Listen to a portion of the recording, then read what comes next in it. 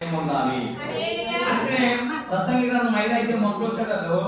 నీవు దేవుడు మందిరానికి పోయినప్పుడు నీ ప్రవర్తన జాగ్రత్తగా ఏం చూసుకోవాలి.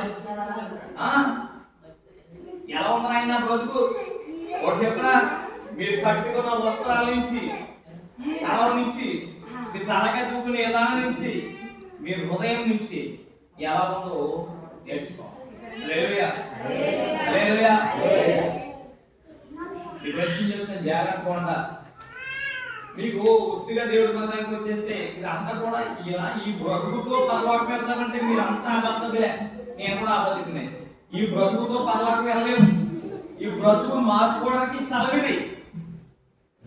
ప్రతిరోజు వాక్యం ద్వారా ఇప్పుడు పిల్లల్ని స్కూల్ పంపిద్దాం, ఎందుకు చెప్పనా, అది అక్కడతోనే ఉద్యోగం తెచ్చుకోలేడు.